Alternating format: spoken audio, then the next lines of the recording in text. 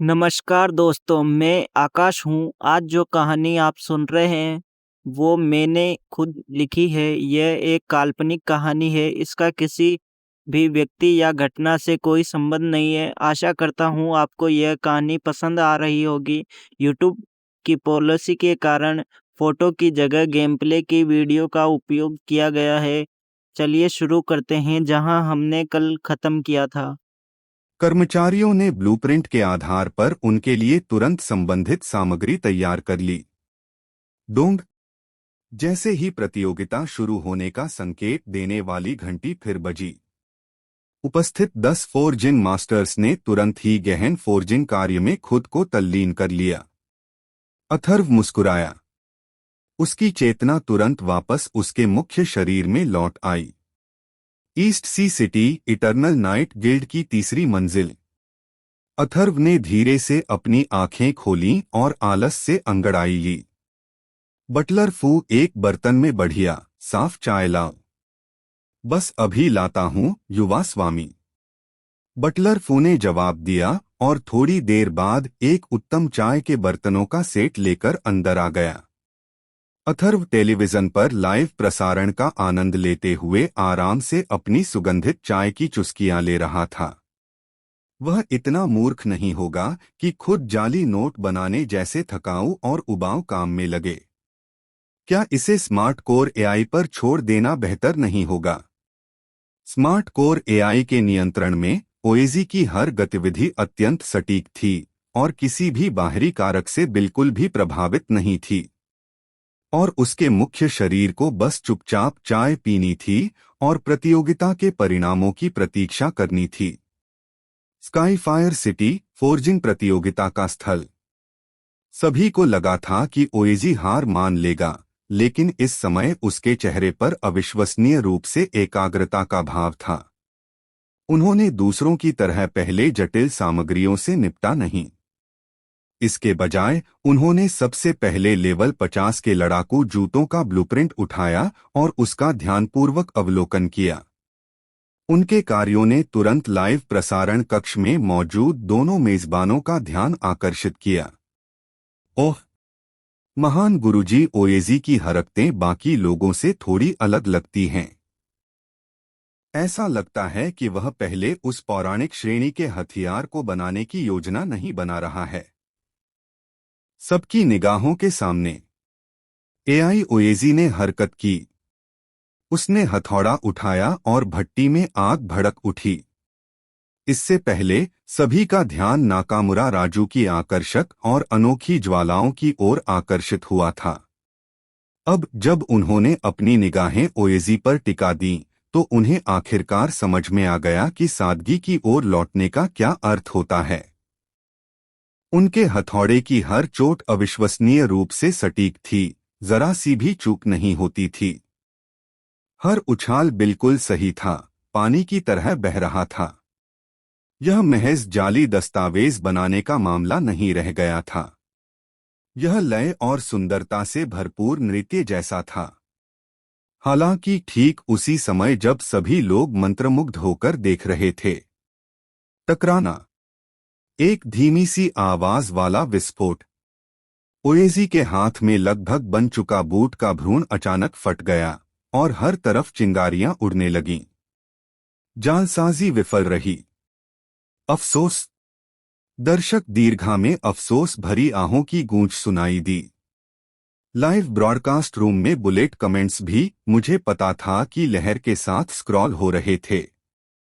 मुझे पता था 18वें रैंक वाले के लिए लेवल 50 के उपकरण बनाना असंभव है।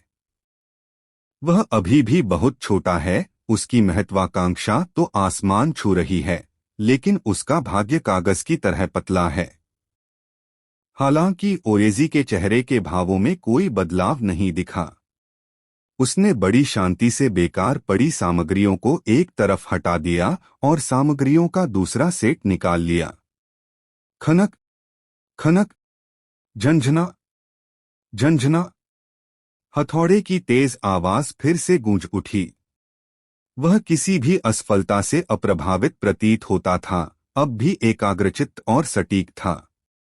सेकंड समय। The third time. Bang bang.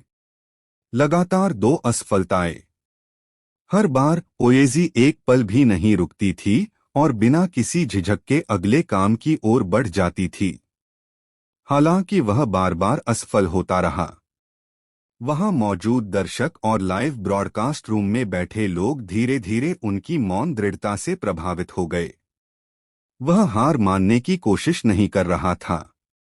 उन्होंने हार नहीं मानी थी। शायद वह बस एक चमत्कार करना चाहता था। महान गुरु ओएजी, तुम कर सकते हो। उस सन्नाटे भरे चौक में किसी ने सबसे पहले दबे स्वर में यह बात कही। इस जयकारे ने मानो चिंगारी भड़का दी हो। महान गुरु ओएजी, तुम कर सकते हो। तुम कर सकते हो। हार मत मानो। हम तुम्हारा समर्थन करते हैं। धीरे धीरे अधिकाधिक लोग स्वतः ही उसका समर्थन करने लगे। आवाज एक प्रचंड धारा में तब्दील हो गई जो पूरे चौक में गूंज उठी।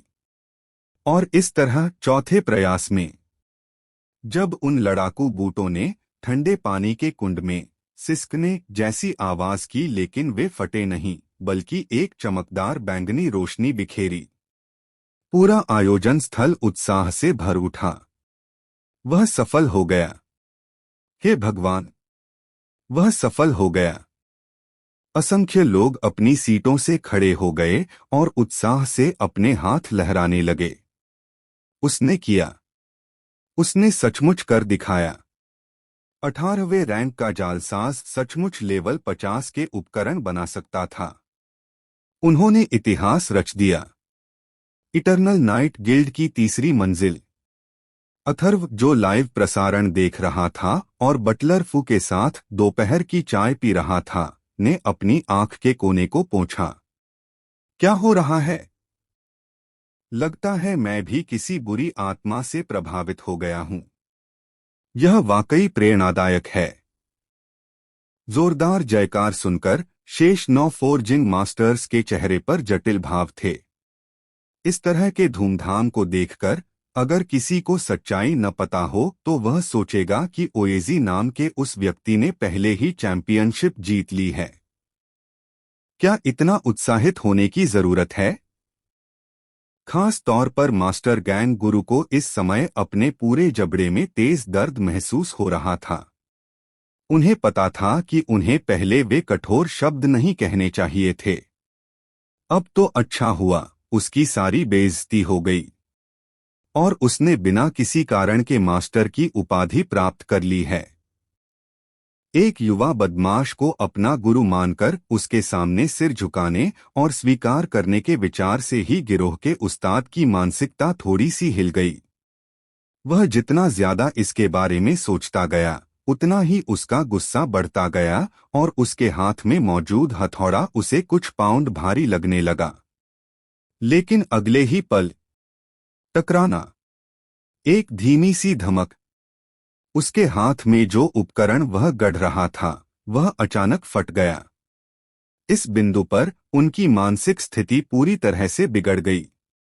न केवल मास्टर गैंग गुरु बल्कि अन्य फोर्जिंग मास्टर्स की मानसिक स्थिति भी अलग अलग स्तर पर प्रभावित हुई थी। क्या 18 स्तर का पात्र 50 स्तर के उपकरण बना सकता है? ये किस तरह का तर्क है? यह पहले से ही इन फोर्जिंग मास्टर्स की संज्ञानात्मक क्षमता से थोड़ा परे था। सबसे अहम बात यह थी कि बच्चा स्पष्ट रूप से 3 बार फेल हो चुका था। फिर भी उनकी निर्माण प्रक्रिया वास्तव में इन अनुभवी महान गुरुओं की तुलना में कहीं अधिक तेज थी। अब ओएजी के उपकरण का पहला टुकड़ा सफलतापूर्वक तैयार हो चुका है और वे यहां तक कि नाकामुरा राजू भी अभी तक अपना काम पूरा नहीं कर पाए हैं। जब सभी लोग अपने अपने विचारों में खोए हुए थे, तभी मैदान पर ओएजी ने एक ऐसा कदम उठाया जिसने सभी को चौंका दिया। उसने नए बने युद्ध के जूते उठाए और कुछ देर तक ध्यान से उनकी जांच की। फिर उसने भौहें चढ़ा लीं। वह इन युद्धक जूतों की गुणवत्ता से असंतुष्ट प्रतीत हो रहा था। अगले ही पल सबकी स्तब्ध निगाहों के सामने उसने बड़ी लापरवाही से उन युद्ध के जूतों को जमीन पर फेंक दिया जिन्हें उसने इतनी मेहनत से गढ़ा था। फिर उसने जल्दी से नई सामग्री उठाई और दोबारा गढ़ने का काम शुरू कर दिया। बकवास। उसने उसने उन जूतों को फेंक दिया। मैंने गलत तो नहीं देखा। ये तो 50वें स्तर के उपकरण हैं। लाइव स्ट्रीम में बुलेट पॉइंट्स पर तुरंत ही जबरदस्त प्रतिक्रिया आने लगी। ये किस तरह का कदम है? संतुष्ट नहीं हैं। धिक्कार है। हम महान गुरुओं की दुनिया को नहीं समझते। इतनी मेहनत से बनाया गया उपकरण वह यूं ही फेंक देता है। कितना घमंडी। वो तो घमंड का बादशाह है। क्या तुम मजाक कर रहे हो? क्या उसके पास अभी भी नए सिरे से शुरुआत करने का समय है? मैदान पर ओएजी बाहरी चर्चाओं से बेखबर थे। वह एक बार फिर एकाग्रतापूर्वक लोहार का काम करने में जुट गया। हालांकि इसके बाद वह 2 बार और असफल रहा, लेकिन उसकी जालसाजी की सफलता दर स्पष्ट रूप से बढ़ रही थी। जल्द ही युद्ध के जूतों की एक और जोड़ी तैयार की गई। संतुष्ट नहीं, उसने उन्हें फेंक दिया। तीसरी जोड़ी। संतुष्ट नहीं, वह उन्हें फेंकना जारी रखता था। जब उसने युद्ध के जूतों की 5वीं जोड़ी तैयार की, तब जाकर उसके चेहरे पर संतोष की एक झलक दिखाई दी। उसने युद्ध के जूतों की आखिरी सफल जोड़ी को ढलाई की मेज पर रखा और बाकी 4 असफल वस्तुओं को कचरे की तरह जमीन पर फेंक दिया। इस समय उसके इस कृत्य से सभी लोग स्तब्ध रह गए।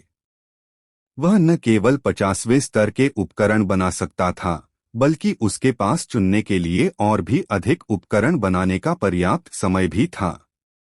आप इसे क्या कहते हैं? त्रुटि सहनशीलता का प्रदर्शन। लोगों की तुलना करना वाकई गुस्सा दिलाता है। इस समय प्रतियोगिता शुरू हुए ठीक 8 घंटे बीत चुके थे। अधिकांश फोर्जिन मास्टर्स ने पहले ही अपने उपकरण का तीसरा टुकड़ा बनाना शुरू कर दिया था। सबसे तेजी से प्रगति करने वाले नाकामुरा राजू ने तो अपनी चौथी रचना पर काम करना भी शुरू कर दिया था। केवल ओएजी ने ही अपना पहला काम पूरा किया था। घटनास्थल पर मौजूद और लाइव स्ट्रीम देख रहे दर्शक उसके लिए चिंतित होने लगे। भाई, उन जूतों से खेलना बंद करो। जल्दी करो और दूसरे उपकरण बनाओ। बिल्कुल सही। 1/3 समय बीत चुका है। अगर वह जल्दी नहीं करेगा तो बहुत देर हो जाएगी। अफसोस, वह अभी बहुत छोटा है, बहुत ज्यादा पूर्णतावादी है। अगर यही सिलसिला जारी रहा तो वह हार जाएगा। हालांकि ओएजी ने फिर भी अपना शांत स्वभाव बनाए रखा। उसने दस्ताने का ब्लूप्रिंट उठाया और अपने उपकरण का दूसरा टुकड़ा बनाना शुरू कर दिया। शायद उसने अपने पिछले जालसाजी के प्रयासों से काफी अनुभव प्राप्त कर लिया था। इस बार जब उसने दस्ताने बनाए तो उसने लगभग एक ही बार में यह काम कर लिया, बिना किसी असफलता के। इसके बाद उन्होंने लगातार 3 जोड़ी दस्ताने बनाए और सबसे उत्तम जोड़ी का चयन करने के बाद उन्होंने अपने उपकरण का तीसरा टुकड़ा बनाना शुरू किया। और इस बार उसने जो समय व्यतीत किया वह काफी कम हो गया था। उसे इसमें केवल 3 घंटे लगे। इसी तरह समय दिन से रात में और फिर रात से दिन में बदल गया। 19 घंटे तक लगातार काम करने के बावजूद चौक में मौजूद दर्शकों का उत्साह कम नहीं हुआ। कई लोगों ने तो प्रतियोगिता को पूरी रात देखने की तैयारी में सीधे चौक में ही टेंट लगा लिए। इस समय अधिकांश फोर्जिन मास्टर अपने उपकरण के अंतिम टुकड़े को गढ़ने के अंतिम चरण में पहुंच चुके थे। उन्होंने जो उपकरण तैयार किए थे उन्हें एक एक करके फोर्जिंग टेबल पर रखा गया। केवल ओएजी ही अलग थी। उनकी मेज पर 4 उपकरण करीने से रखे हुए थे, लेकिन उसके द्वारा जमीन पर बेतरतीब ढंग से रखे गए उपकरणों का एक बड़ा ढेर भी था। एक मोटे अनुमान के अनुसार कम से कम 17 या 18 टुकड़े थे। उपकरणों की मात्रा के मामले में वह अन्य 9 फोर्जिंग मास्टर्स से बहुत आगे निकल चुका था। तभी डिंग, मैदान पर पहली तेज घंटी बजी। किसी ने पहले ही अपने सभी उपकरण बनाने का काम पूरा कर लिया था। सभी ने मुड़कर देखा, किसी के चेहरे पर आश्चर्य का कोई भाव नहीं था। यह साकुरा देश का वही लोहार उस्ताद नाकामुरा राजू था। इस समय उनके चेहरे पर आत्मविश्वास भरी और शांत मुस्कान थी। हालांकि वह इस बात से भी उतना ही हैरान था कि ओएजी इतने सारे लेवल 50 के उपकरण बना सकता है। लेकिन इससे क्या फर्क पड़ता था? आखिरकार यह कोई ऐसी प्रतियोगिता नहीं थी जिसे उपकरणों की मात्रा से जीता जा सके। जिस क्षण उन्होंने सफलतापूर्वक 60वें स्तर की उस महाकाव्य युद्ध कुल्हाड़ी का निर्माण किया, उसी क्षण से इस प्रतियोगिता का परिणाम बिना किसी संदेह के स्पष्ट हो गया था। उनका मानना था कि कोई भी उनसे आगे नहीं निकल सकता। केवल 5 घंटे शेष थे। अन्य फोर्जिंग मास्टर्स की फोर्जिंग प्रक्रिया भी अपने अंतिम चरण में पहुंच रही थी। ओएजी के आखिरी हथियार का इस्तेमाल तो अभी शुरू ही हुआ था, और यह वही सबसे कठिन पौराणिक हथियार था जिसे पूरा करना सभी को असंभव लगता था। किंगस्लेयर की धार। इस समय वहां मौजूद सभी दर्शकों ने एक साथ अपनी निगाहें इस युवा लोहार के उस्ताद पर टिका दीं। वे बेसब्री से अपनी सांसें थामे बैठे थे। यहां तक कि लाइव प्रसारण के लिए जिम्मेदार कैमरामैन भी बहुत समझदार था। उसने मुख्य कैमरे को ओएजी पर मजबूती से टिकाए रखा, एक पल के लिए भी उसे नहीं छोड़ा। इस समय तक किसी को भी उसकी ताकत पर संदेह नहीं रहा।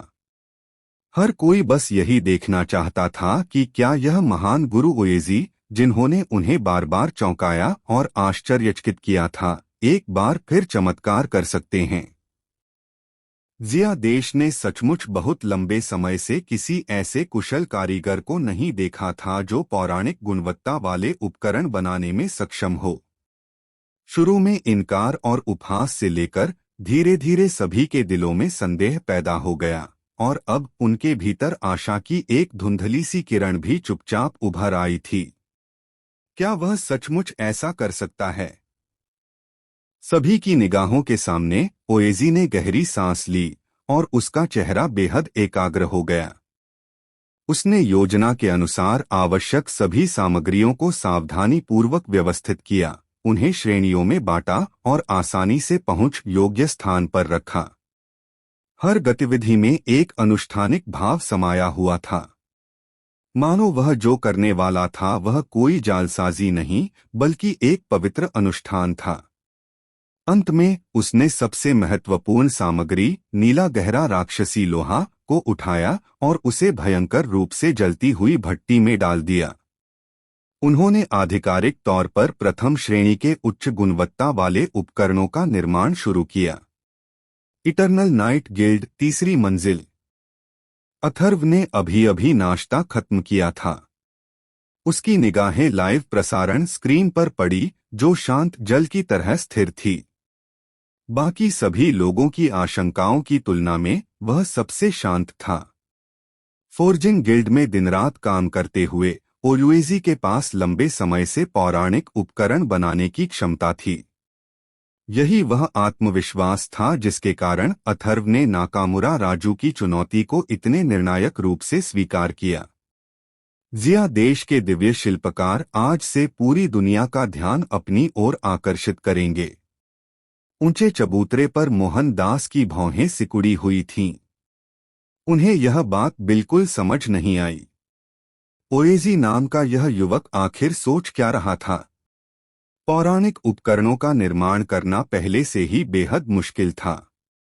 इसके अलावा इसमें अपूरणीय मूल सामग्री, ड्रैगन ब्लड एसेंस और टीयर्स ऑफ द स्टार्स की कमी थी। एक चतुर गृहिणी चावल के बिना खाना नहीं बना सकती। क्या उस कुशल कारीगर को यह सिद्धांत समझ में नहीं आया? कुछ ही दूरी पर नाकामुरा राजू हाथ बांधे खड़ा था और ठंडी निगाहों से देख रहा था। उन्हें पूरा यकीन था कि ओरेजी की हरकतें ध्यान आकर्षित करने का एक आखिरी और हताश प्रयास मात्र थीं।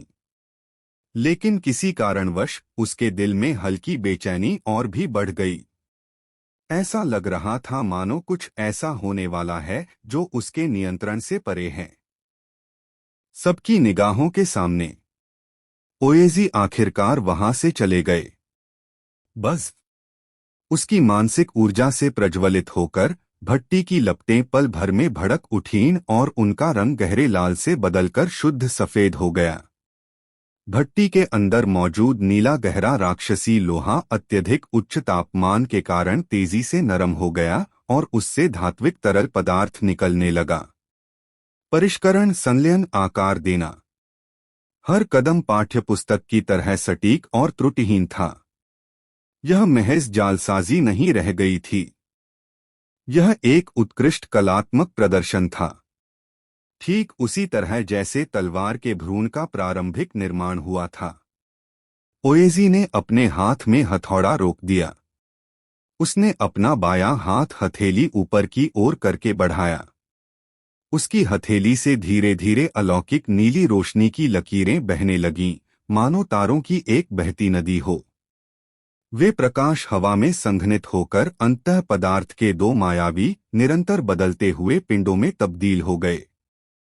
एक पिंड से प्रचंड ड्रैगन आभा निकल रही थी।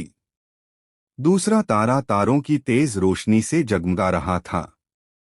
वे ठीक वही लुप्त ड्रैगन ब्लड एसेंस और टीयर्स ऑफ द स्टार्स थे। वह क्या है? ऊंचे चबूतरे पर मोहन दास की पुतलियां अचानक सिकुड़ गईं और वह आश्चर्य से चिल्ला उठा। वह लगभग 100 साल तक जीवित रहा था और उसने ऐसा विचित्र दृश्य पहले कभी नहीं देखा था। शून्य से कुछ बनाना, यह कैसे संभव हुआ? उनकी आश्चर्यचकित निगाहों के नीचे ओएजी ने अपने हाथ आपस में मिला लिए। फिर वे दो मायावी पदार्थ प्रकाश की दो लकीरों में परिवर्तित हो गए और चुपचाप जलती हुई तलवार के भ्रूण में विलीन हो गए। तलवारनुमा भ्रूण बुरी तरह कांप उठा, एक स्पष्ट और गूंजती हुई तलवार की आवाज निकालते हुए। इसके साथ ही पूरा फोर्जिंग प्लेटफॉर्म भी कांपने लगा। डिंग डिंग डैंग डैंग। ओएजी ने अपना हथौड़ा फिर से उठाया। इस बार उसके हथौड़े के हर प्रहार में एक विचित्र लय दिखाई दे रही थी। अब वह आवाज महज धातु के टकराने की साधारण आवाज नहीं थी।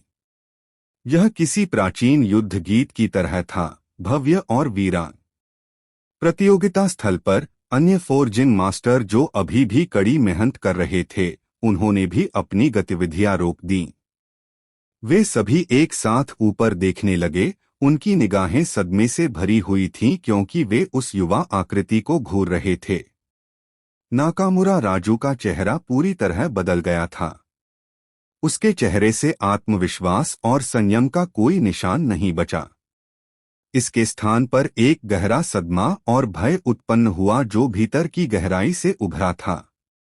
इस समय ओएजी से केंद्रित और विशाल आभा निकल रही है। उनका वह व्यवहार किसी ग्रैंडमास्टर जैसा था, मानो वे स्वर्ग और पृथ्वी में विलीन हो गए हों। उसने इसे केवल एक ही व्यक्ति पर देखा था। वह उनके गुरु दामेश कुमार थे, जो सकुरा देश के महान दिव्य शिल्पकार के रूप में प्रसिद्ध थे। दिव्य शिल्पकार, यह विचार बिजली की कड़क की तरह सभी फोर्जिंग मास्टर्स के दिमाग में फूट पड़ा। इस युवक में वास्तव में एक दिव्य शिल्पकार बनने की क्षमता थी। वह स्पष्ट रूप से एक ऐसे उत्कृष्ट उपकरण के निर्माण को चुनौती दे रहा था जिसे असंभव माना जाता था। फिर भी उसकी पूरी जाली बनाने की प्रक्रिया अविश्वसनीय रूप से सुचारू थी। ठहराव का कोई नामोनिशान नहीं था, संघर्ष का कोई निशान नहीं था। ऐसा लग रहा था मानो वह जालसाजी नहीं कर रहा हो, बल्कि यह एक अद्वितीय दिव्य हथियार को जागृत करना है जो पहले से ही मौजूद था। प्लान। जैसे ही ओएजी का आखिरी हथौड़ा प्रहार पड़ा, तलवार के भ्रूण से अचानक एक चकाचौंध कर देने वाली सुनहरी रोशनी फूट पड़ी। इसके बाद दूसरा, तीसरा। असंख्य सुनहरी प्रकाश किरणें सभी दिशाओं से आकर एक जगह एकत्रित हुईं, मानो नदियां समुद्र में बह रही हों, और सभी किरणें लंबी तलवार में समाहित हो गईं। पूरा प्लाजा एक चमकदार सुनहरे रंग में रंगा हुआ था। सभी ने सहज रूप से अपनी आंखों को ढकने के लिए अपने हाथ ऊपर उठा लिए। अरे बाप रे! यह एक पौराणिक उपकरण के आकार लेने का संकेत है। मोहनदास का शरीर अनियंत्रित रूप से कांप रहा था। वह बार बार खुद से कुछ बुदबुदा रहा था और उसके होंठ कांप रहे थे। असंभव! यह कैसे संभव है? सामग्री अधूरी है, उसने यह कैसे किया? अन्य फोर्जिंग मास्टर्स ने पलक झपकाने की भी हिम्मत नहीं की। उन्हें डर था कि कहीं वे इस जीवन में एक बार होने वाली घटना का कोई भी विवरण न चूक जाएं। इस समय प्रतियोगिता और उसके परिणाम को बहुत पहले ही दरकिनार कर दिया गया था। किसी उत्कृष्ट उपकरण के निर्माण को अपनी आंखों से देखने का अवसर मिलना उनके लिए यह निश्चित रूप से एक अमूल्य अनुभव था। सुनहरी रोशनी और भी तीव्र हो गई। अंततः यह प्रकाश के एक विशाल स्तंभ में परिवर्तित हो गया जो सीधे आकाश की ओर बढ़ गया। इस प्रकाश स्तंभ से ऊपर के बादल भी हिल गए, जिससे एक विशाल भंवर बन गया। गर्जन! एक तीखी स्पष्ट तलवार की आवाज आकाश और पृथ्वी में गूंज उठी। वह आवाज किसी ड्रैगन की दहाड़ जैसी थी, किसी फीनिक्स की चीख जैसी थी। अद्वितीय तीक्ष्णता लिए हुए, जो दुनिया को नीचा दिखाती थी और हर चीज को भेद सकती थी। प्रकाश लुप्त हो गया। प्राचीन डिजाइन की एक लंबी तलवार, जिसकी धार पर गहरे सुनहरे रंग की चमक फैली हुई थी, हवा में चुपचाप तैर रही थी। तलवार की मूठ पर एक खून जैसा लाल रत्न जड़ा हुआ था, जो किसी दानव की आंख की तरह एक अशुभ आभा बिखेर रहा था। तलवार की सतह पर अनगिनत जटिल प्रतीक चिन्ह झिलमिला रहे थे, मानो वे राजाओं को मारने के उसके गौरवशाली अतीत की कहानी सुना रहे हों। किंग्सलेयर एज। ढलाई पूरी हुई। ऐसा लग रहा था मानो इस क्षण समय थम गया हो। पूरा प्लाजा इतना शांत था कि पिन गिरने की आवाज भी सुनाई दे सकती थी। हर कोई उस विश्वविनाशकारी घटना में डूबा हुआ था, जिससे उबरने में उन्हें काफी समय लग गया। जब तक डिंग, घंटी की तेज आवाज ने सन्नाटा तोड़ दिया। ओएजी ने अपने सामने की घंटी दबाई और शांत भाव से घोषणा की, गढ़ने का काम पूरा हो गया। कुछ देर की चुप्पी के बाद ज्वालामुखी विस्फोट की तरह जोरदार तालियों और जयकारों की गूंज ने पल भर में पूरे स्काईफायर सिटी को अपनी चपेट में ले लिया। उसने किया। उसने सचमुच कर दिखाया। हे भगवान! हमारे जिया देश ने सचमुच एक ऐसे कुशल कारीगर को जन्म दिया है जो पौराणिक स्तर के उपकरण गढ़ने में सक्षम है। दिव्य शिल्पकार! यह सचमुच एक दिव्य शिल्पकार है। असंख्य लोग भावुक होकर रोने लगे। उन्होंने अपने हाथ लहराए और पूरी ताकत से उस युवक का नाम पुकारा, ओएजी, ओएजी, ओएजी। इटर्नल नाइट गिल्ड, तीसरी मंजिल। अथर्व ने लाइव प्रसारण में उस भावुक दृश्य को देखा और उसका दिल भावनाओं से भर उठा। यह हो चुका है। आज से ओएजी नाम पूरे जिया देश और यहाँ तक कि पूरी दुनिया में गूंजेगा। अथर्व हंस पड़ा और उसने तुरंत अपनी चेतना को ओएजी के शरीर में स्थानांतरित कर दिया, क्योंकि स्मार्ट कोर एआई ने अपना मिशन पूरी तरह से सफलतापूर्वक पूरा कर लिया था। अब बारी उसकी थी, यानी मुख्य किरदार की, अपनी प्रतिभा दिखाने की। किंग्सलेयर्स एज, पौराणिक। रैंक 30। प्रकार हथियार। हमला +15000। फुर्ती +1000। विशेषता एक क्रिटिकल हिट रेट में 30% की वृद्धि, क्रिटिकल हिट डैमेज में 100% की वृद्धि। I can handle all these emotions. दूसरा गुण अधिक शक्तिशाली पर विजय प्राप्त करना। उच्च रैंक के विरोधियों का सामना करते समय सभी गुणों में 30% की वृद्धि होती है। विशेषता 3 हमलों में 20% जीवनघातक प्रभाव होता है। चारवां गुण दुश्मन के उपचार प्रभाव को 50% तक कम करता है। Wish me luck. विशेषता 5 बॉस स्लेयर बॉस प्रकार के विदेशी जीवों के खिलाफ क्षति को 50% तक बढ़ाता है। See ya. Feature 1 golden radiance passive रात में सुनहरी चमक उत्सर्जित करता है। Follow the sunset. Mohan Das के हाथ हल्के से कांप रहे थे। उन्होंने प्रत्येक विशेषता और प्रत्येक संख्या को सावधानी पूर्वक 3 बार पढ़ा। अंत में उसने धीरे से अपनी आंखें बंद कर लीं और एक लंबी धुंधली सांस छोड़ी। यह सच था, सब कुछ वास्तविक था। उन्होंने दशकों तक गहन शोध के माध्यम से धातु शिल्प का अध्ययन किया था और अनगिनत बार पौराणिक गुणवत्ता वाले उपकरण बनाने का प्रयास किया था। वह अनगिनत बार असफल हो चुका था। दरअसल यह उपलब्धि 20 वर्ष की आयु के आसपास के एक युवक ने हासिल की थी। उसने अपनी आंखें खोलीं और जटिल भावों के साथ ओएजी की ओर देखा। उन्होंने पहले उसे अपना शिष्य बनाने पर भी विचार किया था। अब जब मैं इसके बारे में सोचता हूँ तो यह कितना हास्यास्पद लगता है। यह सरासर बेतुका था। शानदार, वाकई में शानदार गुणवत्ता। हे भगवान, ये गुण तो सचमुच स्वर्ग को चुनौती देने वाले हैं। अन्य 4 जिन मास्टर्स अब और पीछे नहीं हट सके और आगे बढ़ गए।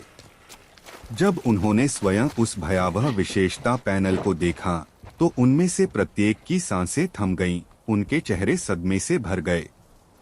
लेकिन उसके तुरंत बाद वह सदमा अभूतपूर्व खुशी और उत्साह में बदल गया। कितने साल बीत गए थे? 30 साल या 50 साल? उनका जिया देश आखिरकार एक और दिव्य शिल्पकार को जन्म देने वाला था। इस समय प्रतियोगिता रैंकिंग का कोई महत्व नहीं रह गया था। अथर्व के प्रति उनकी निगाहों में व्याप्त शत्रुता और असंतोष पूरी तरह से गायब हो गया था। उसकी जगह सच्ची प्रशंसा, मित्रता और यहाँ तक कि कट्टरता ने ले ली। मालिक ओएजी, तुम सचमुच युवा और होनहार हो, एक असाधारण प्रतिभा हो। शाही राजधानी के मास्टर अयान ने सबसे पहले बात की। उनकी आवाज कुछ रुंधी हुई थी। बिल्कुल सही। नई लहरें पुरानी लहरों को आगे धकेलती हैं। हम बूढ़े लोग सचमुच बूढ़े हो चुके हैं। अब से यह दुनिया आप युवाओं की है। हालांकि प्रशंसाओं के शोर के बीच गिरोह का सरगना तेजी से भीड़ को चीरता हुआ अथर्व के सामने पहुंच गया। फिर सभी की आश्चर्यचकित निगाहों के सामने उन्होंने अपने वस्त्रों को सीधा किया। उनका चेहरा गंभीर था। धड़ाम की आवाज के साथ वह दोनों घुटनों के बल बैठ गया। सर्वोच्च स्वामी, उसने अथर्व के सामने 3 बार जोरदार प्रणाम किया। हर बार उसका माथा एक धीमी सी आवाज के साथ कठोर जमीन से टकराया। कृपया इस शिष्य का प्रणाम स्वीकार करें। प्रणाम करने के बाद उसने अपना लाल चेहरा ऊपर उठाया। उसकी आंखों में उत्साह और लगन झलक रही थी। गुरुजी, आपको मुझे अपना शिष्य स्वीकार करना होगा। अगर आप सहमत नहीं हैं, तो मैं अनिश्चित काल तक घुटने टेक कर बैठा रहूंगा। आज मास्टर गैंग गुरु का मूड रोलर कोस्टर की सवारी जैसा था। कुछ ही घंटे पहले तक उन्हें एक साधारण नौजवान का शिष्य बनना भी बहुत बड़ा अपमान लगता था, लेकिन अब उन्हें यह एक बहुत बड़ा सम्मान लग रहा था। एक दिव्य शिल्पकार, यह भविष्य का एक दिव्य शिल्पकार था। भविष्य के किसी महान शिल्पकार के अधीन प्रशिक्षु बनने का अवसर मिलना कई लोहारों के लिए एक सपने जैसा था। अगर वह आज इस मौके को चूक गया तो उसे यकीन था कि उसे जीवन भर इसका पछतावा होगा। अथर्व ने मास्टर गैंग गुरु की ओर देखा जो अगर तुम मुझे स्वीकार नहीं करोगे तो मैं यहीं मर जाऊंगा वाले भाव से जमीन पर घुटने टेक कर बैठा था और मुस्कुराया। वह आगे बढ़ा और उसने खुद सरगना गिरोह के मुखिया को उठने में मदद की। उनके चेहरे पर अस्वीकृति या विनम्रता का कोई संकेत नहीं था। बहुत खूब कहा, बहुत खूब। उसने मास्टर गैंग गुरु के कंधे पर थपथपाया। उसकी आवाज में हल्की सी मुस्कान थी। क्योंकि तुम इतने सच्चे हो, इसलिए मैं आज तुम्हें अपना शिष्य स्वीकार करता हूँ। यह सुनकर मास्टर गैंग गुरु अत्यंत प्रसन्न हुए। धन्यवाद गुरुजी। मेरी इच्छा पूरी करने के लिए आपका बहुत बहुत धन्यवाद। वह इतना उत्साहित था कि उसकी जुबान लड़खड़ा रही थी। वह लगभग अथर्व के पैर से लिपटकर रोने लगा था। यह देखकर उनके आसपास मौजूद अन्य सभी फोर्जिंग मास्टर्स की आंखें लाल हो गईं। उनके चेहरे ईर्ष्या, जलन और नफरत से भरे हुए थे। धत तेरी की। मुरोंग उपनाम वाला वह व्यक्ति उनसे आगे निकल गया। मास्टर ओएजी। मास्टर अयान ने सबसे तेजी से प्रतिक्रिया दी। तेजी से आगे बढ़े। उनके चेहरे पर चापलूसी भरी मुस्कान थी। देखिए, क्या आपको अभी भी शिष्यों की आवश्यकता है? दरअसल सच कहूँ तो मैं भी लंबे समय से आपका शिष्य बनना चाहता हूँ। और मैं भी। मालिक ओएजी, देखो, चाहे तुम एक शिष्य लो या दो, फिर भी शिष्य लेना ही है, तो क्यों न? हालात पल भर में बेकाबू हो गए। यह एक भव्य और जीवंत शिष्य स्वीकृति समारोह में बदल गया था। ऊंचे चबूतरे पर खड़े मोहनदास ने इस हास्यास्पद दृश्य को देखते हुए व्यंग्यात्मक मुस्कान के साथ अपना सिर हिलाया। वह तेजी से आगे बढ़ा और जोर से भीड़ को बाधित किया। सब लोग, कृपया पहले शांत हो जाइए। मुझे पता है कि इस समय हर कोई बहुत उत्साहित है, लेकिन प्रतियोगिता अभी खत्म नहीं हुई है। यदि आप मास्टर डिग्री लेना चाहते हैं, तो क्या आप कृपया प्रतियोगिता समाप्त होने तक प्रतीक्षा कर सकते हैं? यह सुनकर आखिरकार सब लोग थोड़ा शांत हो गए। सबसे पहले मास्टर गैंग गुरु ने बोलना शुरू किया और लापरवाही से अपना हाथ हिलाया। हाँ, अब प्रतिस्पर्धा करने के लिए बचा ही क्या है। मेरे गुरु ने तो पौराणिक उपकरण भी बनाए हैं। अगर हम प्रतिस्पर्धा जारी रखते हैं, तो क्या यह खुद को अपमानित करने जैसा नहीं होगा?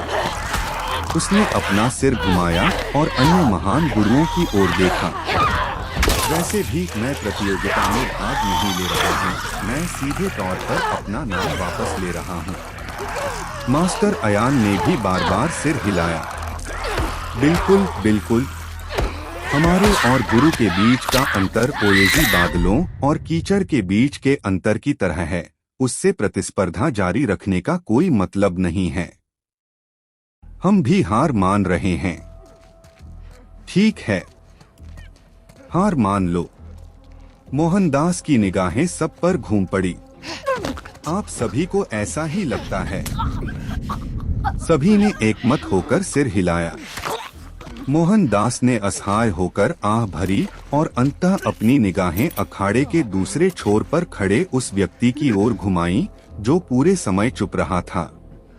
मास्टर नाकामुरा, आपके क्या विचार हैं? नाकामुरा राजू का चेहरा गंभीर था।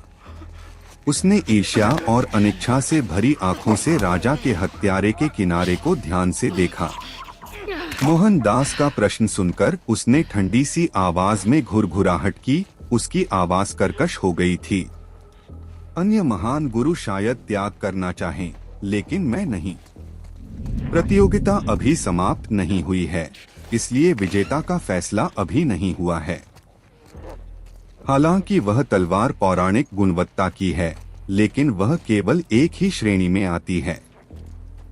भले ही हथियार श्रेणी में उसका स्कोर मुझसे कहीं अधिक हो, जरूरी नहीं कि वह अन्य उपकरणों के मामले में मुझसे ज्यादा मजबूत हो। जब सभी 5 उपकरणों के कुल अंकों को जोड़ा जाता है, तब भी यह अज्ञात रहता है कि कौन जीतता है और कौन हारता है। यह सुनकर मोहनदास ने सिर हिलाया। ऐसी स्थिति में कृपया आप दोनों अपने द्वारा जाली बनाए गए उपकरण न्यायाधीशों की मेज पर रख दें। हम अंतिम मूल्यांकन की प्रक्रिया शुरू करेंगे। जल्द ही तीनों मास्टर जजों ने बारी बारी से उन दोनों द्वारा बनाए गए जाली उपकरणों का निरीक्षण और अंक देना शुरू कर दिया।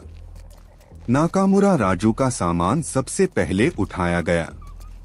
Nakamura Raju, level 50 spirit fox gauntlets epic 4 star, score 77 अंक। Level 50 wind walker boots epic 4 star, score 78 अंक। लेवल 50 माउंटेन घोस्ट कवच एपिक 5 स्टार, स्कोर 82 अंक। लेवल 50 यक्ष हेलमेट एपिक 5 स्टार, स्कोर 83 अंक। लेवल 60 गेल बैटलेक्स एपिक 3 स्टार, स्कोर 85 अंक। नाकामुरा राजू के अंतिम परिणाम आश्चर्यजनक थे। सभी पांचों उपकरण कम से कम एपिक 4 स्टार श्रेणी के थे और उनमें से 3 ने तो एपिक 5 स्टार की सर्वोच्च गुणवत्ता भी हासिल कर ली। यह साबित करने के लिए काफी था कि वह सकुरा देश के नंबर 1 जीनियस की उपाधि के योग्य था। Forging master. हालांकि जब जजों ने ओएजी के उपकरण उठाए, सब चुप हो गए। OAG, level 50 Edmund gauntlets epic 5 star, score 84 अंक। Level 50 dragon scale gauntlets epic 5 star, score 85 अंक। Level 50 min king armour epic Truce is dead. 5 star, Just keep coming back. Score 86 अंक। लेवल 50 असुर भूत मुखौटा हेलमेट एपिक 5 स्टार, स्कोर 87 अंक। Level 30 kingslayer's edge legendary quality, score perfect score 100 अंक। मौन। एक भयानक सन्नाटा। जब अंतिम स्कोरिंग परिणाम घोषित किए गए तो शब्दशः वही लिखा गया। पूरा चौक एकदम शांत था। परिणाम देखकर सब इतने स्तब्ध रह गए कि वे कुछ बोल नहीं पाए। कुचल दिया। एक बेहद करारी हार, She's not a genie, dude. पौराणिक हथियार को शामिल किए बिना भी। अन्य 4 उपकरणों के संयुक्त स्कोर के आधार पर ही ओरिजी ने नाकामुरा राजू को स्पष्ट रूप से पीछे छोड़ दिया था। इतना ही नहीं, उस महान दिव्य हथियार को भी पूरे अंक मिले थे। नहीं, असंभव। यह परिणाम सुनते ही नाकामुरा राजू पर बिजली गिर पड़ी। उसका शरीर बुरी तरह डगमगा गया और उसका चेहरा पल भर में पीला पड़ गया। यह असंभव है, बिल्कुल असंभव। उसकी आंखें लाल थीं। वह अथर्व को घूर रहा था, मानो वह पागल हो गया हो। क्यों?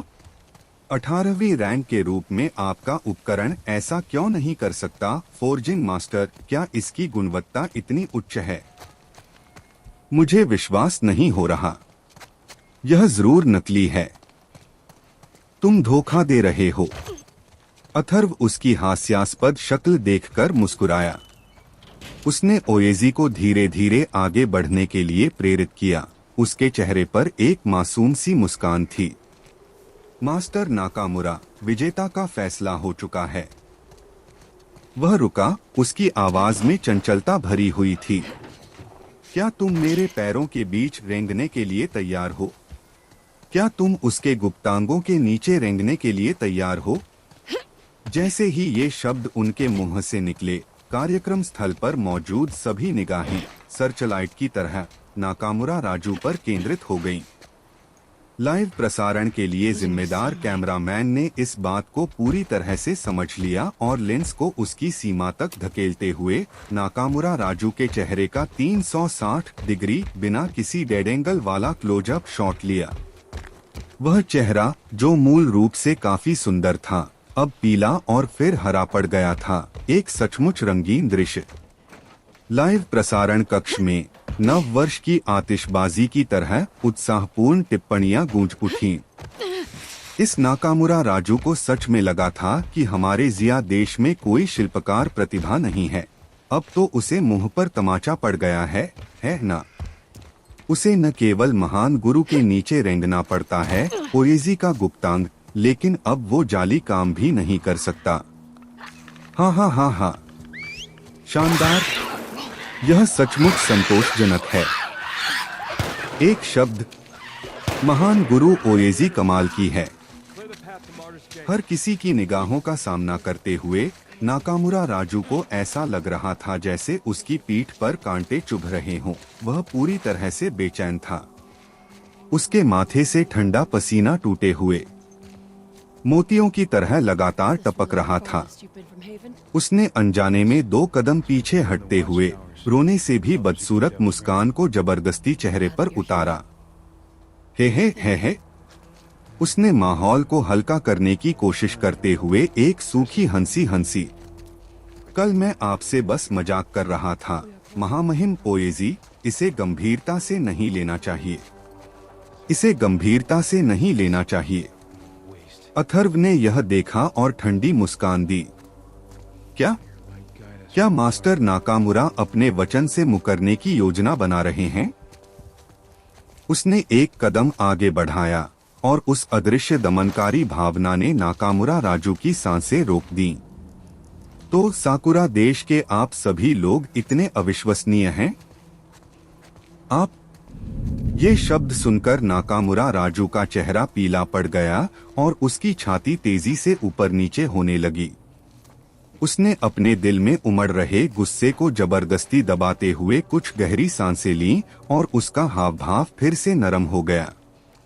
महान गुरु ओएजी, मैं आपकी ढलाई करने की क्षमता की बहुत प्रशंसा करता हूँ। उसने ओएजी के सामने थोड़ा झुककर अभिवादन किया। उसके चेहरे पर थोड़ी सी विनती झलक रही थी। मुझे लगता है कि यह हमारे बीच सिर्फ एक गलतफहमी थी और मैं कल की अपनी बदतमीजी के लिए माफी मांगता हूँ। मुझे सचमुच खेद है। वह कुछ देर रुका और उसकी आवाज में और भी अधिक गंभीरता आ गई। जहाँ तक उसके गुप्तांग के नीचे घुटने टेकने और रेंगने की बात है, तो क्यों न हम इसे छोड़ ही दें। जब तक आप सहमत हैं, मैं आपका सदा आभारी रहूंगा और किसी दिन आपको एक शानदार उपहार भेजूंगा। हम दोस्त भी बन सकते हैं, कोई मतभेद नहीं, कोई मिलमिलाप नहीं। अथर्व ने अपनी भौहें इस तरह उठाईं, मानो उसने दुनिया का सबसे बड़ा मजाक सुना हो। मास्टर नाकामुरा, आप वाकई में बात करना जानते हैं। कल तो तुम बहुत आक्रामक थे और अब कह रहे हो कि यह एक गलतफहमी थी। उसका चेहरा अचानक ठंडा पड़ गया। उसकी आवाज में कोई गर्माहट नहीं रही। आप क्या तुम मेरे दोस्त बनने के लायक भी हो? बस मेरे सामने घुटने टेक दो। बगल में खड़े फोर्जिन मास्टर्स ने भी इस क्षण अपनी राय व्यक्त करना शुरू कर दिया। बिल्कुल सही मास्टर नाकामुरा, हम सबने ग्रेट मास्टर के साथ आपकी शर्त सुनी थी। ओएजी ने कल हमारे कानों से सुना। मास्टर अयान सबसे पहले खड़े हुए और धार्मिक आक्रोश के साथ बोलने लगे। नवनियुक्त शिष्य गिरोह के उस्ताद गुरु ने अपनी पीठ सीधी कर ली, मानो कोई लोमड़ी बाघ की ताकत उधार ले रही हो। बिल्कुल सही मास्टर नाकामुरा, आपको वही करना होगा जो आप कहते हैं। यही हम जैसे फोर्जिंग मास्टर्स का सबसे बुनियादी गुण है। यहाँ तक कि मोहनदास, जो अब तक तटस्थ रहे थे, अब आगे आए और गंभीर स्वर में बोले। मास्टर नाकामुरा, यह बूढ़ा आदमी इस मामले की गवाही दे सकता है। मुझे उम्मीद है कि आप अपना वादा निभाएंगे। खुद को सबके बीच घिरा हुआ और असहाय स्थिति में देखकर नाकामुरा राजू का चेहरा एकदम ठंडा पड़ गया। उसने धीरे धीरे अपनी पीठ सीधी की। उसके चेहरे से विनम्रता और विनती का भाव पूरी तरह गायब हो गया और उसकी जगह लगभग एक बदमाश जैसी उदासीनता ने ले ली। अगर मैं अपना वादा तोड़ना चाहूँ तो क्या होगा? उसने चारों ओर सबकी ओर देखा। उसके होठों पर तिरस्कार का भाव था। तुम मेरा क्या बिगाड़ सकते हो? जैसे ही उसके शब्द खत्म हुए, भीड़ में दो काली आकृतियां भूतों की तरह चमक उठीं। वे पलक झपकते ही दसियों मीटर की दूरी तय करके नाकामुरा राजू के ठीक सामने स्थिर रूप से उतरे, एक बाईं ओर और दूसरा दाईं ओर, और उन्हें अपने पीछे सुरक्षित कर लिया। दोनों ने सूट पहन रखे थे और उनके चेहरे सख्त थे, जिससे एक ठंडी आभा निकल रही थी जो दूसरों को उनसे दूरी बनाए रखने की चेतावनी दे रही थी। वे नाकामुरा राजू के अंगरक्षक थे। अथर्व ने यह देखा और मुस्कुराया। मास्टर नाकामुरा, यह मत भूलिए, यह जिया देश है। उसने दोनों अंगरक्षकों की ओर इशारा किया। उसकी आवाज में तिरस्कार का भाव था। आपको नहीं लगता कि ये दोनों निकम्मे लोग आपकी सुरक्षा कर सकते हैं, है ना? नाकामुरा राजू ने अपनी आंखें सिकोड़ी। उसकी आवाज में एक स्पष्ट धमकी थी। आप पहल करने की कोशिश कर सकते हैं। अगर तुम्हारे जिया देश की धरती पर मुझे कुछ हुआ तो मेरे मालिक तुम्हें नहीं छोड़ेंगे। हमारा साकुरा देश आपको बख्शेगा नहीं।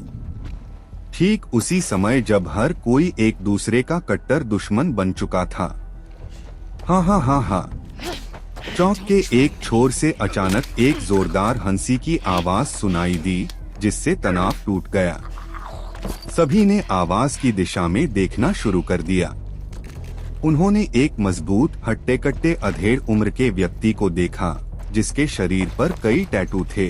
वह भीड़ को चीरता हुआ अंदर की ओर बढ़ रहा था और उसके चारों ओर उसके अधीनस्थ कर्मचारी थे। वह व्यक्ति लगभग 40 वर्ष का था। उसका चेहरा चौकोर था, भौहें घनी थीं और आंखें बड़ी थीं। वह बड़े आत्मविश्वास से चलता था, जिससे एक ऐसे व्यक्ति की सहज गरिमा झलकती थी जिसने लंबे समय तक उच्च पद संभाला हो। सब लोग माहौल को इतना तनावपूर्ण क्यों बना रहे हैं? वह तेजी से आयोजन स्थल के केंद्र में पहुंचा। उसकी नजर सीधे ओएजी पर पड़ी। उसके चेहरे पर एक जानी पहचानी मुस्कान थी। ये तो महान गुरु ही होंगे ओएजी, है ना? जैसा कि उम्मीद थी, युवावस्था में ही नायक उभरते हैं। वह थोड़ी देर रुका, फिर उसने विषय बदल दिया। मास्टर नाकामुरा मेरे मित्र हैं और मैंने विशेष रूप से उन्हें इस फोर्जिंग प्रतियोगिता में भाग लेने के लिए आमंत्रित किया है। देखो, क्यों न तुम मुझे थोड़ी इज्जत दे दो और हम इस मामले को यहीं खत्म कर दें। चलिए, बड़ी बात को छोटी और छोटी बात को कुछ भी नहीं बनाते, कैसा रहेगा? ओएजी को नियंत्रित करते हुए अथर्व ने शांत भाव से उसकी ओर देखा। उसने काफी देर तक देखा। जैसे ही अधेड़ उम्र के व्यक्ति के चेहरे की मुस्कान फीकी पड़ने वाली थी, आखिरकार उसने धीरे से बोलना शुरू किया। आप कौन हैं? अधेड़ उम्र के व्यक्ति के चेहरे से मुस्कान पल भर में गायब हो गई। उसके पीछे खड़े उसके अधीनस्थों के चेहरे बदल गए और अथर्व की ओर उनकी निगाहें दुर्भावना से भरी हुई थीं। पास ही खड़े मास्टर गैंग गुरु ने जल्दी से अथर्व के कान में झुककर धीमी आवाज में उसका परिचय कराया। मास्टर, उनका नाम मदनलाल है। वे स्काईफायर सिटी के सबसे बड़े गिल्ड तियानहुओ गिल्ड स्काईफायर गिल्ड के गिल्ड लीडर हैं। ओह! अथर्व ने सिर हिलाकर यह संकेत दिया कि वह समझ गया है। फिर उसने मदनलाल की ओर दोबारा देखा। उसकी आवाज अभी भी शांत थी। तो यह गिल्ड लीडर शी हैं। खैर, मुझे खेद है, मैं आपका चेहरा नहीं खरीदूंगा। आज इस नाकामुरा राजू को मेरे लिए घुटने टेककर उसके गुप्तांगों के नीचे रेंगना होगा। मदनलाल की आंख में हल्का सा कंपन हुआ। अगले ही पल उसकी निगाहें ठंडी पड़ गईं। युवक, सिर्फ इसलिए खुद को महान मत समझो क्योंकि तुम एक पौराणिक उपकरण बना सकते हो। आप तो आखिरकार एक लाइफस्टाइल प्रोफेशनल ही हैं। उसने ठंडी सांस ली और अथर्व की ओर देखना बंद कर दिया। मैं मास्टर नाकामुरा को अभी यहाँ से ले जा रहा हूँ। मैं देखना चाहता हूं कि मुझे रोकने की हिम्मत कौन करता है। May they serve as an example to इसके others. साथ ही उसने नाकामुरा राजू को खींचने के लिए हाथ बढ़ाया और जबरदस्ती वहां से निकलने की तैयारी करने लगा। आसपास खड़े दर्शक सभी न्यायसंगत आक्रोश से भरे हुए थे, फिर भी किसी ने बोलने की हिम्मत नहीं की। आखिरकार यह तियानहुओ गिल्ड स्काईफायर गिल्ड का गिल्ड लीडर था, जो स्काईफायर सिटी में निर्विवाद स्थानीय तानाशाह था। लेकिन ठीक उसी समय अचानक ऊपर से गरजते बादलों जैसी एक जोरदार आवाज आई। गिल्ड लीडर शी, आप तो बड़ी बड़ी बातें करते हैं। मुझे आश्चर्य है कि क्या मुझ में आपको रोकने की योग्यता है। सभी ने अचानक ऊपर की ओर देखा। उन्होंने आकाश में 1000 मीटर की ऊंचाई से तेजी से नीचे उतरती हुई एक फुर्तीली आकृति को देखा। वह आकृति हवा में एक सीधी रेखा में आगे बढ़ी और अंत में जब वह जमीन से दसियों मीटर की दूरी पर थी तो उसकी गति अचानक धीमी हो गई, मानो किसी अदृश्य विशाल हाथ ने उसे थाम रखा हो। वह स्थिर रूप से आयोजन स्थल के केंद्र में उतर गया। नए आने वाले व्यक्ति ने एकदम साफ सुथरी सैन्य वर्दी पहनी हुई थी, जिसके कंधों पर चमकते हुए जनरल के सितारे लगे हुए थे। वह लगभग 50 वर्ष के प्रतीत हो रहे थे। उनकी कनपटी पर उम्र के कुछ निशान थे, लेकिन उनकी पीठ भाले की तरह बिल्कुल सीधी थी। उनकी आंखें गहरी और तीक्ष्ण थीं, मानो वे लोगों के दिलों की गहराई को देख सकती हों। वह बस चुपचाप वहीं खड़ा रहा और तुरंत ही पूरे चौक में लोहे के रक्त और हत्या के इरादे की एक आभा छा गई। मदनलाल ने भौहें चढ़ाई। अधेड़ उम्र के व्यक्ति को देखते हुए उसकी आंखों में थोड़ी सी आशंका झलक रही थी। भगवान नगर के भगवान, आप यहाँ क्यों आए हैं? शहर का स्वामी? अथर्व थोड़ा हैरान था।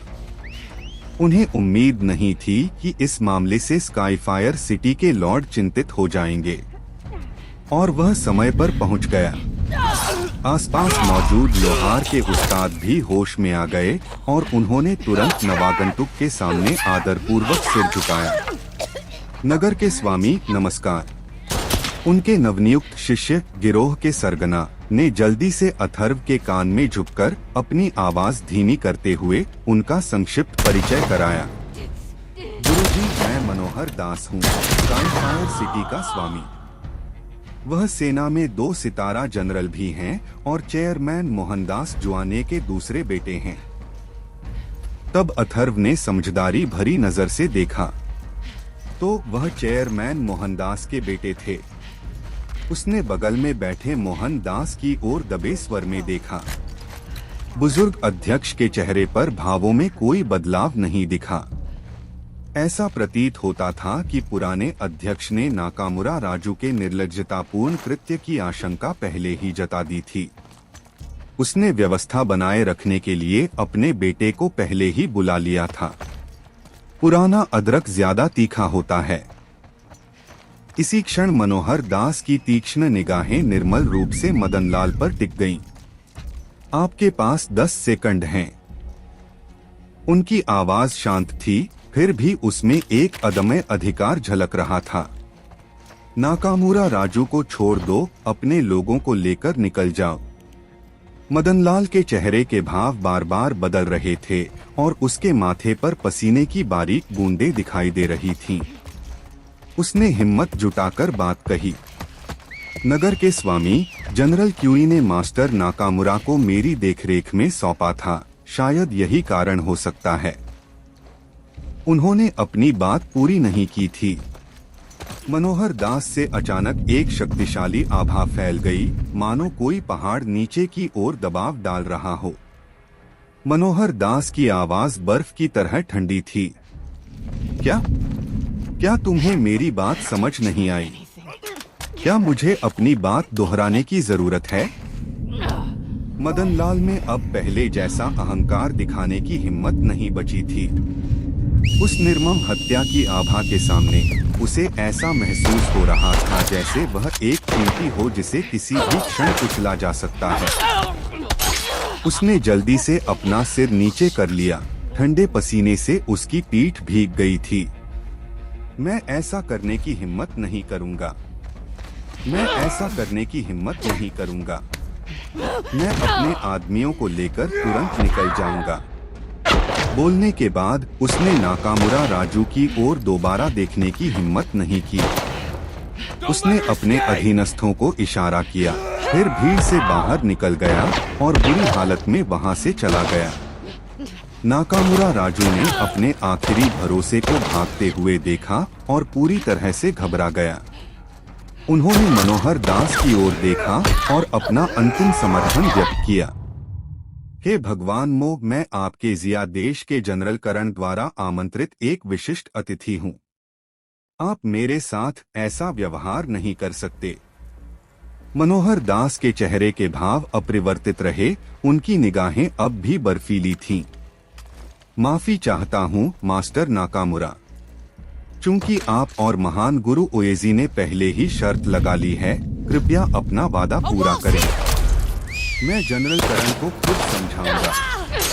यह देखकर अथर्व ने तुरंत ओएजी को आगे बढ़ने और अपने पैर फैलाने के लिए नियंत्रित किया। उन्होंने विनम्रता से मुस्कुराते हुए नाकामुरा राजू की ओर कृपया का इशारा किया। मास्टर नाकामुरा, कृपया। इस क्षण चौक में मौजूद दर्शक भी भड़क उठे और जोरदार उपहास करने लगे। उसके पैरों के बीच से रेंगकर निकल जाओ। उसके पैरों के बीच से रेंगकर निकल जाओ। उसके पैरों के बीच से रेंगकर निकल जाओ। आवाजें एक तेज धारा में तब्दील हो गईं, जैसे ज्वार आता है जो बार बार नाकामुरा राजू की मनोवैज्ञानिक सुरक्षा को प्रभावित कर रही थी। अब हजारों निगाहें उपहास और उपहास से भरी हुई उन पर टिकी हुई थीं। लाइव प्रसारण कैमरे ने देश भर में करोड़ों दर्शकों के सामने उनके हर सूक्ष्म भाव को निर्दयतापूर्वक स्पष्ट रूप से प्रदर्शित किया। अंत में, ठीक उसी समय जब नाकामुरा राजू की तनावग्रस्त नसें टूटने ही वाली थीं, उसने गहरी सांस ली, उसकी आंखें लाल हो गईं और वह अचानक घुटनों के बल गिर पड़ा। धड़ाम! उसके घुटने जमीन पर एक धीमी सी आवाज के साथ टकराए। वह ओएजी के सामने घुटने टेक कर बैठ गया। उसका सिर पूरी तरह से झुका हुआ था और अपमान के कारण उसके कंधे बुरी तरह कांप रहे थे। उन्हें अपने चारों ओर का वातावरण आनंदमय महसूस हो रहा था। उसे कर्कश, बेबाक हंसी सुनाई दे रही थी। उसे अपने सामने खड़े युवक के जूतों पर चिपकी धूल की गंध भी महसूस हो रही थी। उसने अपने दांत भींचे, उसके मसूड़ों से खून रिस रहा था। नाकामुरा राजू इस अपमान को अपने जीवन में कभी नहीं भूलेंगे। उसने अपनी आंखें बंद कर लीं और अकड़कर आगे रेंगने लगा। ठंडी खुरदरी जमीन उसकी हथेलियों और घुटनों से रगड़ खा रही थी, जिससे जलन वाला दर्द हो रहा था। लेकिन यह दर्द उसके दिल में व्याप्त अपमान और आक्रोश के मुकाबले कहीं कम था।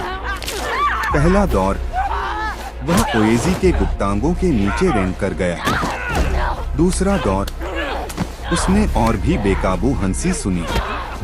तीसरा दौर, जब वह धूल से सना हुआ दूसरे छोर से बाहर निकला तो पूरा चौक तुरंत जोरदार तालियों और जयकारों से गूंज उठा। लाइव स्ट्रीम में बुलेट पॉइंट्स की बाढ़ भी इसी क्षण अभूतपूर्व चरम पर पहुंच गई। वाह, यह तो बहुत ही शानदार है। मैंने इतने लंबे समय से ऐसा संतोषजनक दृश्य नहीं देखा। महान गुरु ओएजी अद्भुत हैं। भगवान मनोहर दास अद्भुत हैं।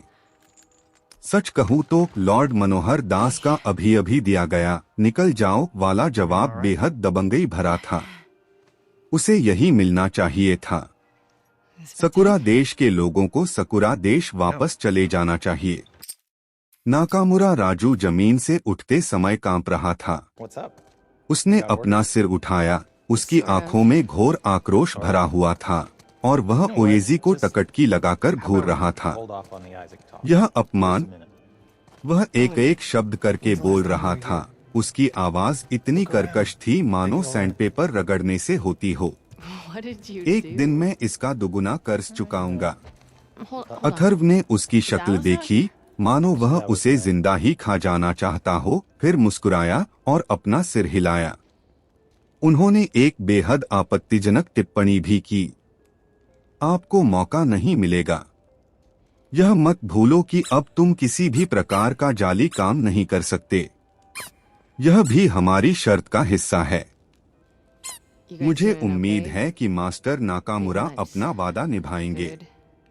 नाकामुरा राजू का शरीर अचानक अकड़ गया। उसने जोर से सांस ली। उसकी छाती तेजी से ऊपर नीचे हो रही थी। वह इस जगह पर एक पल भी नहीं रुकना चाहता था। वह अचानक मुड़ा, भीड़ को चीरता हुआ आगे बढ़ा और पीछे देखे बिना तेजी से चला गया। पीछे हटते हुए उसकी आकृति वीरांगी और अव्यवस्था से भरी हुई थी। नाकामुरा राजू के चले जाने के साथ ही यह तमाशा आखिरकार समाप्त हो गया। अथर्व ने ओएजी को नियंत्रित किया और मनोहर दास को हल्के से सिर हिलाकर अभिवादन किया। Green firefly tags. हे भगवान मो, आपकी सहायता के लिए धन्यवाद। Ex-firefly. मनोहर दास ने हाथ हिलाया। उनके चेहरे पर एक हार्दिक मुस्कान आ गई। Was there any अगर proof? किसी को धन्यवाद देना चाहिए तो वह हम हैं जो आपको धन्यवाद देना चाहते हैं।